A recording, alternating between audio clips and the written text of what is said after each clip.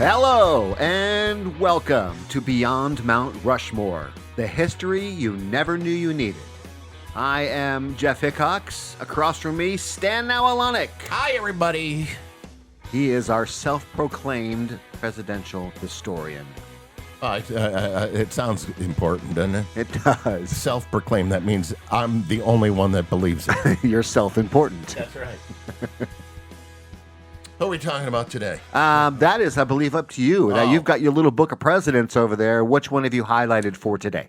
Well, being our first episode, we talked about James Garfield. And geez, and what a way he died. Germs. If you didn't listen to the first episode, do yourself a favor. But his vice president was Chester A. Arthur from he lived and worked in New York.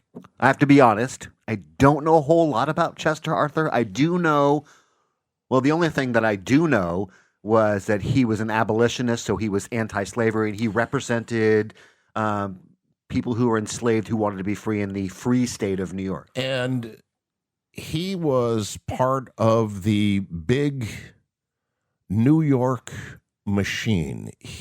To say that Chester Arthur, before he became president, was corrupt, you'd have somebody say, where's the proof? But it was all around. He was appointed, and not elected to, he was appointed the customs collector at the Port of New York. So somebody appointed him. So he knew somebody? Of course he did. He knew a senator from New York. His name, Roscoe Conklin, who ran he ran the state, and he also ran the Port of New York. So he ran the Port of New York. Now, I kind of asked this question last week, and we didn't get too much into it. Was it like the mafia? Was it criminal? Or Let's put it this way. It was corrupt. Okay. So corrupt being, if I appointed you, I'm a senator already on the take from probably numerous things. Gotcha. Take a look at today's politics. Right. There's a lot of them on the take. Both sides of the aisle. And I appoint you the customs collector. That's everything coming into the city of New York. Yeah. You have to go through. Now, they can be your friend or they can be your enemy. He allegedly skimmed off the top and lived quite nicely by being the head of customs. Chester Arthur. President Chester Arthur. Yes, and he was thought to be part of the big machine, corrupt, and got a prime job being the customs collector at the Port of New York. So how does he go from customs collector to vice president? Isn't that something? Yes. That's a big leap. At the time, Garfield and Chester Arthur were presidents of the United States. The presidency held very little power. Really? Not like it is today, or was it? Lincoln had total control. Right. Andrew Johnson, his successor, had total control and really effed things up. Because he had total control? He was doing stuff that Lincoln didn't want. Were they ignoring the checks and balances? Correct. Gotcha. And by the time Ulysses Grant came in, his cabinet was so corrupt that it gave people in the Congress the ability to start controlling things. It's done my way. Right. And you can be president of the United States because we made you president of the United States. And now you do our bidding. Correct. And that is Chester A. Arthur in a nutshell. He wasn't supposed to be vice president of the United States. And my God, I don't even think Roscoe Conklin knew that Garfield was going to die and Chester Arthur was going to wind up being president, having been elected to nothing. Right.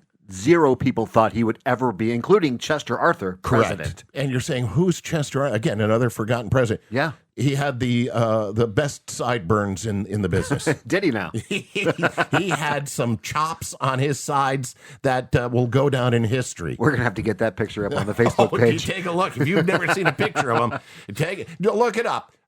Chester A. Arthur, and we'll have it up on the Facebook page. But let's talk about why we were even talking about him. Let's get into Mr. Arthur.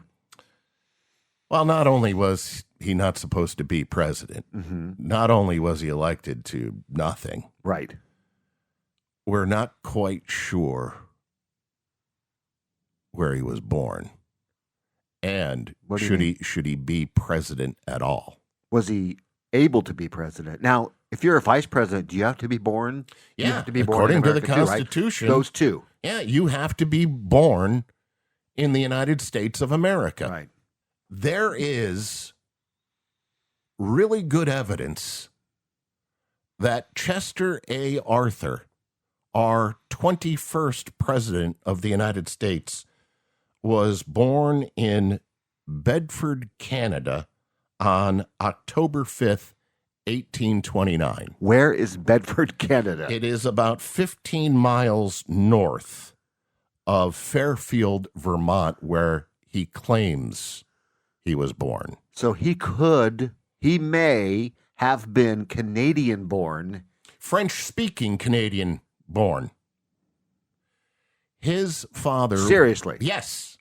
His father was a preacher, a reverend, who went and traveled quite often from Canada to the United States. The borders, you're talking about sealing off the borders and all.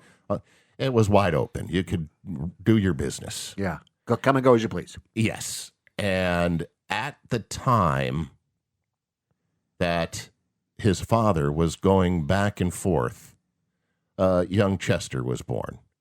Their home, according to Canadian records, was in Bedford, Canada, which is 15 miles from the Vermont state line. So he's 15 miles from being a U.S. citizen. Correct. They also have records in Vermont that he was born there. And so does he have two birth certificates? They have, you got to look at where his place of residence was, which was Canada. Right. And where his birth certificate was issued, which was in Vermont. Okay.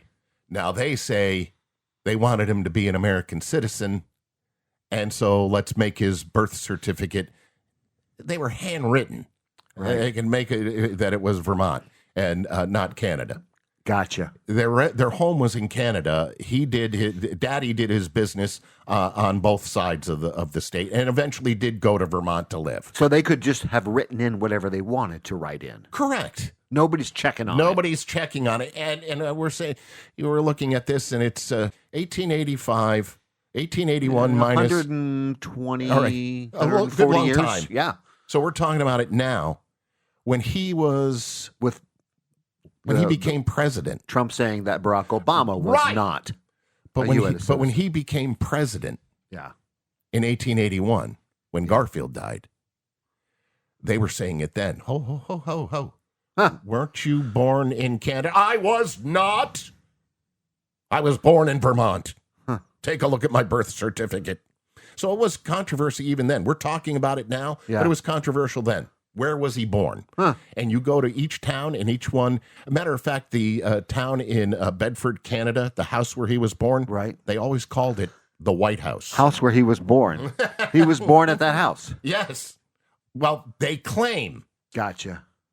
Some people say he was born there. Huh. And not what the birth certificate Which, by the says. way, is quite common in the 1800s. Yes, but they called it the White House. Huh. As he's president, that's the White House right there. And by the way, he had to battle that all his presidency. Yeah. That he was Canadian, and it wouldn't go away. Now, I can go and leave that alone and just say that was the only thing in his life and presidential history that was odd. But that's not the case, No, is it? there's far more. All right. Let's get into it. he was a widower, meaning he didn't have a first lady. He came in as a single man into the White House. Now, he wasn't a confirmed bachelor, was he? No, not like Buchanan. That's a whole other episode. But his wife had passed away a couple of years before he went into that. He assumed the presidency. Gotcha. And so he was single, and they couldn't figure out, because the role of first lady, especially then, was to be hostess of the White House. If you were going to throw a party, if you were going to throw a gala, if you were going to honor a head of state coming to the White House, Right. you have to have a hostess. That was one of the first lady's jobs, was to be the hostess of the White House. Okay. So he didn't have that. He went and essentially had his sister be the hostess of the White House. That's interesting. I don't know where she was born, either Vermont or Canada. One or the other. But she moved right into the White House. Huh. And she became the hostess for dignitaries and parties and things of going into the White House. Yeah. That's how he handled things through his presidency. Couple of other things. He took over Garfield's term. Again, we've discussed in the first episode, Garfield was only in office less than a year, 6 months total. Right, and half of that, he was sick. And so he had like 3.5 years of Garfield's presidency. Right. He was offered to be put into nomination for re-election. He essentially could have been reelected twice because he wasn't serving his term. Although that's all changed with after Roosevelt, the 2 consecutive terms. Right, yeah. And I think you couldn't have. And if you read the fine print on that now, it's like half of another president's term. But back then, you could be elected as many times as you wanted. There was no to. limit then. But he still had his 2 shots at being president himself. Right. But he didn't. He chose not to take it. So he didn't run for a second term. He didn't run for a first term. Nope, he didn't. And when he first became president on Garfield's term, Roscoe Conkling and the rest of the machine thought, we got our guy. We got our guy. Right, and he's the president. And he's the president. We can control the presidency. He surprised him. He nixed everything they wanted. You're kidding me. He for what appeared to be, he got a conscience and became an honest guy. So the president, I guess maybe the position made an honest person out of him, right? Maybe? I don't know. Right. Or finally, nobody can control me. I'm president of the effing United States of America. I'll do what I want. And I've been born in Canada, so what can you do? But he basically turned his back on the stalwarts and the power brokers that put him where he was. And he ignored them. So there are so many reasons why he didn't run for re-election. That's one of them, that maybe it's best that he just leave before trouble really starts. Yeah. And the other one was that nobody knew about back then. Nobody understood, and he kept totally secret. He had Bright's disease. I don't know what that is. That is a disease of the kidneys, which over a long term at the time was fatal. Oh, wow. So he struggled quite a bit, unbeknownst to the public, with his health. And Bright's disease was slowly killing him. And we talk about the health of a president. They got to go to Walter Reed and get their examination done. Right. Look at Biden, Hayden, and why don't we do a cognitive test and find out?